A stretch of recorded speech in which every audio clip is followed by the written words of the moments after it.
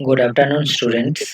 তো কালকে আমরা ফ্লুইড মেকানিক্স অ্যান্ড মেশিনারির যে টপিকটা পড়ছিলাম, introduction to fluid mechanics and machinery, সেখানে আমরা কালকে পড়েছিলাম যে ফ্লুইডটা কি, ফ্লুইডের লিকুইড কি, গ্যাস কি।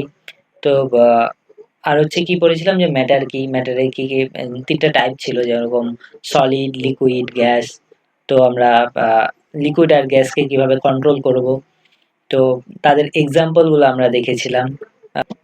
তো আজকে আমরা পড়বো ফ্লুইড মেকানিক্স সাবজেক্টটা কি এবং এর ডেফিনেশন, অ্যাপ্লিকেশন, এসব আমরা পড়বো।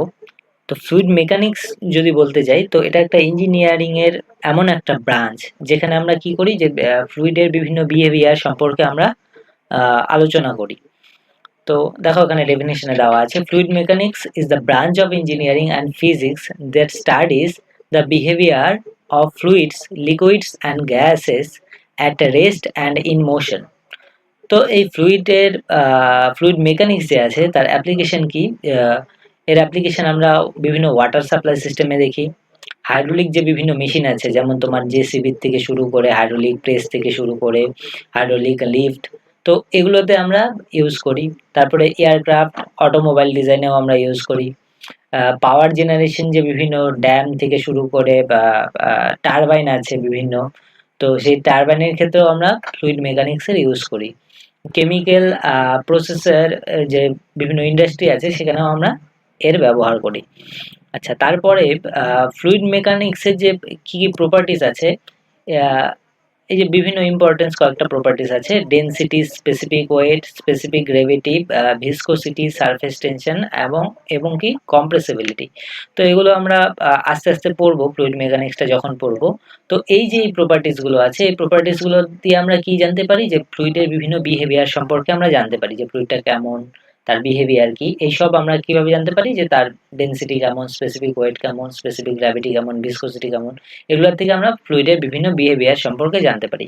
এগুলো আমরা আস্তে আস্তে পড়বো যখন আমাদের বা সিলেবাসে মানে পরে যখন চ্যাপ্টারে ঢুকবো তখন আমরা আস্তে আস্তে পড়বো। আচ্ছা, এখন আসছি যে ফ্লুইড মেকানিক্স এর কি কি ব্রাঞ্চেস আছে।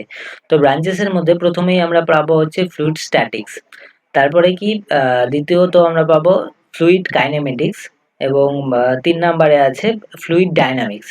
তো ফ্লুইড স্ট্যাটিক্স যে আছে, এই ব্রাঞ্চ কি করে, যখন এই ব্রাঞ্চে হচ্ছে আমরা ফ্লুইড যখন রেস্ট কন্ডিশনে থাকে, তো আহ, সেই সময়ে কি প্রেসার রাখছে, প্রেসার ভেরিয়েশন হচ্ছে, ফ্লুইডের মধ্যে কি কি ফোর্স লাগছে, তো সেসব আমরা এখানে আলোচনা করি। যদি তুমি এর এক্সাম্পল জানতে চাও, ধরো একটা ওয়াটার ট্যাঙ্ক আছে, ওয়াটার ট্যাঙ্কের মধ্যে কত প্রেসার লাগছে, কত ফোর্স লাগছে, এগুলো কোথায় আলোচনা হবে, এই ফ্লুইড স্ট্যাটিক্সে। তারপরে আমাদের কি আছে ফ্লুইড ডায়নামিক্স, যেটাতে কি করে, এটা ডিল করে যখন হচ্ছে কি ফ্লুইড হচ্ছে মোশন কন্ডিশনে থাকে। ঠিক আছে, যেমন হচ্ছে বা ওর মধ্যে আমরা কি কি স্টাডি করব, এখানে আমরা ভেলোসিটি, প্রেসার, ফ্লো প্যাটার্নটা কেমন, এবং ফ্লুইডের মধ্যে কি কি ফোর্স অ্যাক্টিং করছে যখন হচ্ছে মুভ করছে।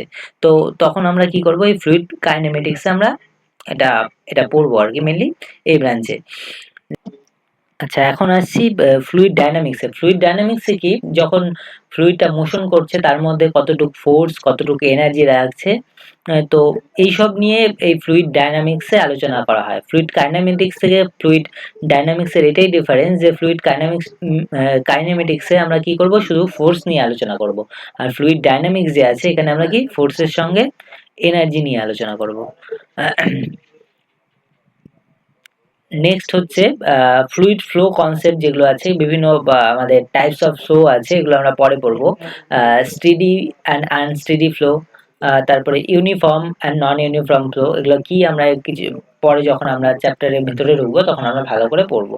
তো ল্যামিনার অ্যান্ড টার্বুলেন্ট ফ্লো, তারপরে কি কম্প্রেসিবল অ্যান্ড ইনকম্প্রেসিবল ফ্লো, তো এগুলো নিয়ে আমরা পরে পড়বো ভালো করে। তো এগুলো বিভিন্ন ফ্লো আমরা এখানে জানতে পারবো, বিভিন্ন ফ্লোর। ফ্লুইড মেকানিক্সে আমরা কিছু ফ্লুইড মেশিনারি সম্পর্কে পড়ি। তো ফ্লুইড মেশিনারিটা কি, ফ্লুইড মেশিনারি হচ্ছে মানে এমন মেশিন যেখানে কি করে, এনার্জিটা ট্রান্সফার হয় কিসে, ফ্লুইড আর হচ্ছে মেকানিক্যাল সিস্টেমের মধ্যে। তো এখানে দেখো ডেফিনিশনে বলা হয়েছে fluid machinery refers to the machines there transfers energy between a fluid and a mechanical system. তো এর ফাংশন কি কি হয়?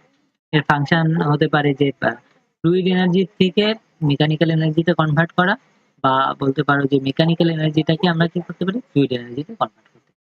যেরকম মেকানিক্যাল এনার্জির থেকে ফ্লুইড এনার্জিতে কনভার্ট করি, যেমন পাম্পের ক্ষেত্রে আমরা কি করি, প্রথমে ইলেকট্রিক এনার্জি আসে।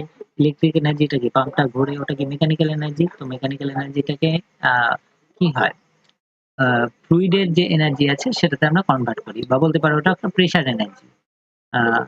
এখানে হচ্ছে जो क्लासिफिकेशन করা আছে ফ্লুইড মেশিনারি। তো ফ্লুইড মেশিনারি মেইনলি পাওয়ার জেনারেটিং মেশিনস আর হচ্ছে পাওয়ার অ্যাবজর্বিং মেশিনে ক্লাসিফিকেশন করা হয়েছে। তো পাওয়ার জেনারেটিং মেশিনসটা কি, যেখানে হচ্ছে আমরা কি পাওয়ার জেনারেট করবো, যেমন হাইড্রোলিক টারবাইন, এখান থেকে আমরা কি এনার্জি পাই, ইলেকট্রিক এনার্জি জেনারেট হয়। স্টিম টারবাইন, গ্যাস টারবাইন, এগুলো হচ্ছে কি পাওয়ার জেনারেটিং মেশিন। তো এগুলোর থেকে আমরা ইলেকট্রিসিটি পাই। তারপরে পাওয়ার অ্যাবজর্বিং মেশিন, যারা যে মেশিনগুলো কি করে আমাদের পাওয়ারটাকে অ্যাবজর্ব করে, যেমন এখানে হচ্ছে পাম্প কি করে ইলেকট্রিক এনার্জি অ্যাবজর্ব করে ওটাকে মেকানিক্যাল এনার্জিতে কনভার্ট করে, ফ্লুইড এনার্জিতে কনভার্ট করে।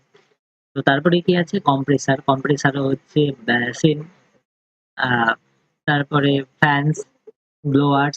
তো এগুলো হচ্ছে আমার পাওয়ার অ্যাবজর্বিং মেশিন, কারণ এরা এদের যে চালাতে গেলে আমাদের কি পাওয়ার লাগে। আচ্ছা, তারপর আমরা ফ্লুইড মেকানিক্সে কি করি, হাইড্রোলিক টারবাইন। তো হাইড্রোলিক টারবাইন হলো এমন একটা মেশিন যেটা কি করে, হাইড্রোলিক এনার্জিটাকে মেকানিক্যাল এনার্জিতে কনভার্ট করে। তো টারবাইনে ফ্লুইডটা আসে, মানে যে মেইনলি জল ইউজ করি আমরা যেখানে হাইড্রোলিক টারবাইনে। তো সেটা কি হয়, একটা হচ্ছে হাইড্রোলিক এনার্জি, ওখান থেকে মানে মেইনলি জলের প্রেশারটাকে আমরা ইউজ করি, ওটা একটা হাইড্রোলিক এনার্জি। তো ওটাকে আমরা কি করি, টারবাইনটা ঘুরে আস্তে আস্তে তো ওটা মেকানিক্যাল এনার্জিতে কনভার্ট হলো। তো ওই মেকানিক্যাল এনার্জিটা থেকে কনভার্ট করে আমরা কি করি, ইলেকট্রিসিটি জেনারেট করি। তো বিভিন্ন টাইপের আমরা এখানে টারবাইন করতে পারি, যেমন কি কি আছে, পেল্টন হুইল আছে, ফ্রান্সিস টারবাইন, কাপলান টারবাইন, এগুলো সম্পর্কে আমরা ডিটেলসে পরে আলোচনা করব। আর এগুলোর অ্যাপ্লিকেশন কি হয়, মেনলি আমরা পাওয়ার হাইড্রোইলেকট্রিক যে পাওয়ার প্ল্যান্ট আছে এগুলোতে এই টারবাইন গুলো ইউজ করা হয়। তো নেক্সট আমাদের আছে পাম্পস। এখানে আমরা বিভিন্ন ধরনের পাম্প সম্পর্কেও পড়বো, সেন্ট্রিফুগাল পাম্প কি, রেসিপ্রোকেটিং পাম্প কি, আহ, তো হচ্ছে তো এর অ্যাপ্লিকেশন কি কি এগুলো নিয়ে আমরা পড়বো বিভিন্ন। আচ্ছা, তো applications of fluid mechanics and machinery কি কি হতে পারে, যেমন হচ্ছে হাইড্রোইলেকট্রিক পাওয়ার প্ল্যান্টে আমরা এই ফ্লুইড মেকানিক্স এর ইউজ করি। তারপরে আমরা কি করি, বিভিন্ন ইরিগেশন সিস্টেম যে আছে সেখানে ইউজ করা হয়, aircraft and aerospace engineering use করা হয়, অটোমোবাইল কুলিং যে সিস্টেম আছে সেখানেও আমরা ফ্লুইড মেকানিক্স এর ইউজ করি, অয়েল অ্যান্ড গ্যাস ইন্ডাস্ট্রিতে আমরা ইউজ করি। তারপরে এইচভিএসি সিস্টেমে এই যে ফ্লুইড মেকানিক্স আছে এটাকে আমরা ইউজ করি। তো এইচভিএসি সিস্টেমটা হচ্ছে heating, ventilation, air conditioning system, যেটাতে আমরা মেইনলি টেম্পারেচারটাকে কন্ট্রোল করি এবং এয়ার কোয়ালিটি, কমফোর্ট আমরা ইমপ্রুভ করি। বিল্ডিং এ হচ্ছে কিভাবে ইমপ্রুভ করি, বিল্ডিং এ হচ্ছে এয়ার সার্কুলেট করিয়ে করিয়ে আমরা ইমপ্রুভ করি। তো এটা নিয়ে ডিটেলসে আমরা পড়বো। তারপরে মেরিন ইঞ্জিনিয়ারিং এ এটা ইউজ করা হয়। তো এই হচ্ছে ফ্লুইড মেকানিক্স এর অ্যাপ্লিকেশন। তো আশা করছি বুঝতে পেরেছো।